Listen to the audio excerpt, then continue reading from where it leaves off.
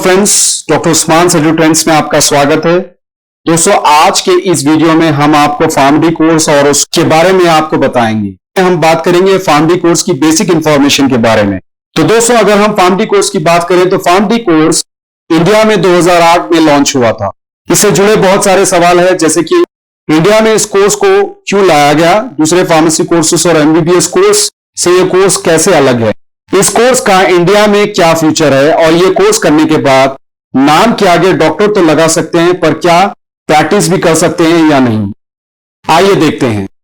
PharmD एक integrated post graduate course है जिसमें 5 साल की एकेडमिक या सिलेबस बेस्ड स्टडी और 1 साल की इंटर्नशिप, यानी 5 साल पास कर चुके कैंडिडेट को किसी हॉस्पिटल में 1 साल की इंटर्नशिप करनी होगी, जो 6-6 महीने में डिवाइड होगी। इंटर्नशिप के दौरान डॉक्टर्स के साथ वार्ड्स में रहना, पेशेंट की मेडिसिन हिस्ट्री चेक करना, लिखी हुई मेडिसिन को चेक करना, सेंसिटिव मेडिसिन यानी शेड्यूल एक्स मेडिसिन को चेक करके एक लॉग बुक तैयार करना, केस स्टडी करना और अपने इंस्ट्रक्टर या प्रिसेप्टर को वो सारी इंफॉर्मेशन सबमिट करके 1 साल के बाद ग्रेड सर्टिफिकेट्स लेकर अपने पेरेंट कॉलेज में जमा करना होता है, जिसके बेसिस पर फार्मडी की डिग्री मिलती है।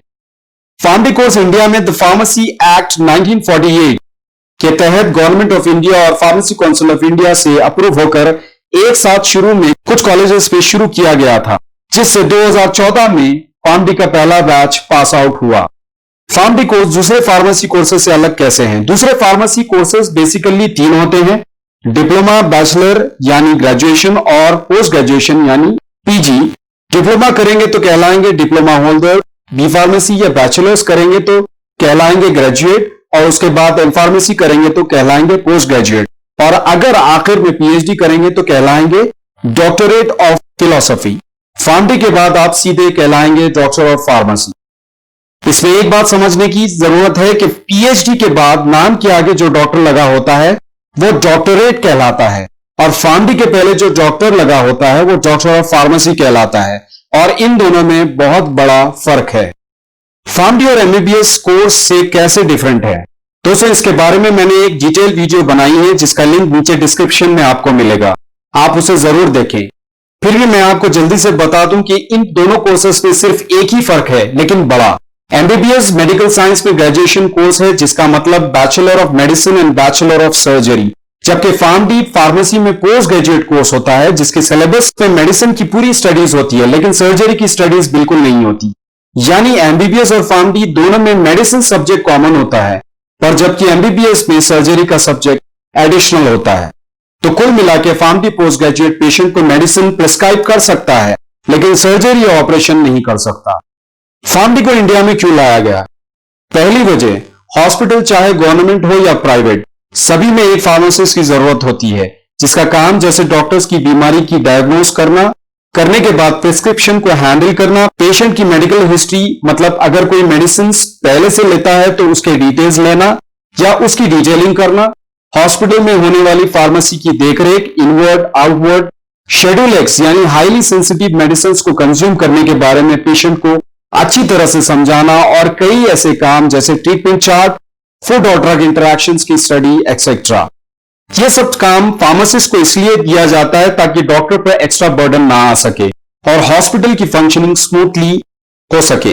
लेकिन प्रॉब्लम यह आ रही थी कि इंडिया में फार्मेसी के कोर्सेस यानी डिप्लोमा, बैचलर्स और मास्टर्स किए हुए स्टूडेंट्स का इंटरेस्ट 98% फार्मास्यूटिकल कंपनी, मार्केटिंग और एकेडमिक्स यानी टीचिंग की तरफ ज्यादा था, जिसकी वजह से सिर्फ 2% ग्रेजुएट्स ही हॉस्पिटल फार्मेसी की जिम्मेदारी के लिए अवेलेबल हुआ करते थे।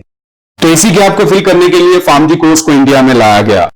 दूसरी वजह यह भी है कि इंडिया में मेडिकल ट्रीटमेंट ऐसा है कि डॉक्टर ही बीमारी को डायग्नोस करता है, मर्ज का पता लगाता है और डॉक्टर ही दवाई लिख देता है, जबकि डेवलप कंट्रीज जैसे America, Russia, UK, Australia, Germany etcetera में डॉक्टर्स डायग्नोस करते हैं, मर्ज का पता लगाते हैं, सर्जरी की जरूरत हो तो सर्जरी भी कर देते हैं, और यहीं तक डॉक्टर का रोल होता है। इसके आगे रोल शुरू होता है फार्मासिस्ट का। डॉक्टर्स के डायग्नोसिस के बेसिस पर फार्मासिस्ट पेशेंट को दवाई प्रिस्क्राइब करता है और उसके मेडिकेशंस का ख्याल रखता है।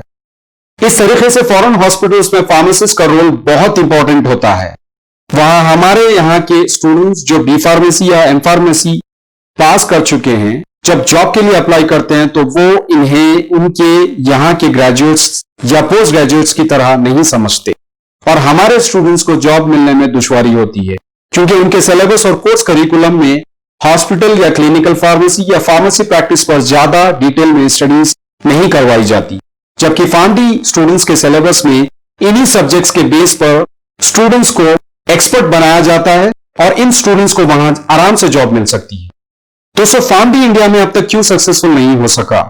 सबसे पहली वजह इस कोर्स को रेगुलेट करने के लिए दो रेगुलेटरी बॉडीज का होना, जैसे फार्मेसी काउंसिल ऑफ इंडिया और all India council for technical education.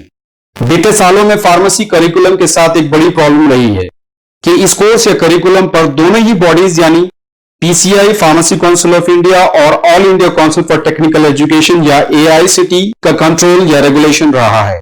Pharmacy council of India के साथ साथ all India council for technical education का इस कोर्स को रेगुलेट करने का रीजन ये था कि पढ़ रहे स्टूडेंट्स को स्कॉलरशिप का फायदा हो सके, जो एक अच्छी बात है। और साथ ही साथ all India council for technical education इस कोर्स को टेक्निकल कोर्स की कैटेगरी में कंसिडर करता रहा है। अब ड्यूअल रेगुलेशन के चलते प्रॉब्लम यह हो रही थी कि इस कोर्स को चलाने वाले कॉलेजेस और यूनिवर्सिटीज हमेशा कंफ्यूज होते रहे कि किसको एक्चुअली फॉलो करें और इस कोर्स को चलाने के लिए दोनों रेगुलेटरी बॉडीज का अप्रूवल लेना पड़ता था। सबसे इंपॉर्टेंट कंफ्यूजन यह भी रहा है कि फार्मडी कोर्स करिकुलम कौन डिसाइड करेगा, क्योंकि फार्मेसी काउंसिल ऑफ इंडिया और all India council for technical education दोनों ही बिल्कुल अलग अलग बॉडीज हैं। पॉजिटिवली पिछले कुछ सालों में फार्मेसी काउंसिल ऑफ इंडिया ने अब अपना कोर्स करिकुलम या सिलेबस सारे कॉलेजेस में इंप्लीमेंट कर दिया है, जिसकी वजह से फार्मेसी काउंसिल ऑफ इंडिया की पकड़ इस कोर्स पर और बढ़ गई है। फार्मडी कोर्स का इंडिया में सक्सेसफुल नहीं होने का दूसरा रीजन यह है कि इस कोर्स को सही पहचान नहीं मिल पाई। एक फार्मडी स्टूडेंट अपनी पढ़ाई के दौरान मेडिसिन की इतनी जानकारी हासिल कर लेता है कि वो आसानी से पेशेंट्स को मेडिसिन प्रिस्क्राइब कर सकता है, जैसे कि फॉरेन कंट्रीज में ये होता भी है। अब जब फार्मडी स्टूडेंट्स हॉस्पिटल की जॉब यानी मेडिसिन प्रिस्क्राइब करने के लिए हॉस्पिटल पहुंचते हैं तो डॉक्टर्स उन्हें यह हवाला दे देते हैं कि डॉक्टर्स एसोसिएशन और मेडिकल काउंसिल ऑफ इंडिया ने ऐसा तो नहीं कहा है। हॉस्पिटल का टाइप डॉक्टर्स एसोसिएशन और मेडिकल काउंसिल ऑफ इंडिया के अंडर आता है। वो लोग फार्मेसी काउंसिल ऑफ इंडिया या AICT all India council for technical education को नहीं मानते और अगर प्रैक्टिस करना भी हो तो फार्मडी पोस्ट ग्रेजुएट्स को ये कहते हैं कि रूरल यानी विलेजेस में जाकर प्रैक्टिस करो, जहां पर खुद ये डॉक्टर्स बिल्कुल जाना ही नहीं चाहते। कोर्स को प्रॉपर रिकॉग्निशन नहीं मिलने का तीसरा रीजन ये भी है कि बोर्ड ऑफ स्पेशलिटीज का ना होना। दोस्तों, फॉरेन कंट्रीज जैसे अमेरिका में फार्मेसी प्रोफेशंस के लिए एक खास रेगुलेटरी बोर्ड है जिसका नाम बोर्ड ऑफ फार्मेसी स्पेशलिटीज है, जो कि इस बात को कंफर्म करता है कि फार्मडी पोस्ट ग्रेजुएट्स हॉस्पिटल में प्रैक्टिस कर सकते हैं। हमारे कंट्री में अब तक ऐसा कोई भी बोर्ड नहीं है और अगर है तो 3 regulatory bodies, pharmacy council of India, all India council for technical education और मेडिकल काउंसिल ऑफ इंडिया, और वो भी अलग अलग। दोस्तों, अब आइए देखते हैं फार्मडी का इंडिया में फ्यूचर क्या है। फार्मडी एक बेहद उम्दा कोर्स है जिसमें कई बेहतरीन जॉब्स के चांसेस है, लेकिन जैसे कि मैंने अभी आपको बताया कि जब तक pharmacy council of India, all India council for technical education और medical council of India government of India के साथ मिलकर कोई ठोस कदम फार्मडी प्रोफेशनल्स के लिए नहीं उठाते हैं, तब तक एक्सेप्टेंस और रिकॉग्निशन को लेकर प्रॉब्लम होती रहेगी।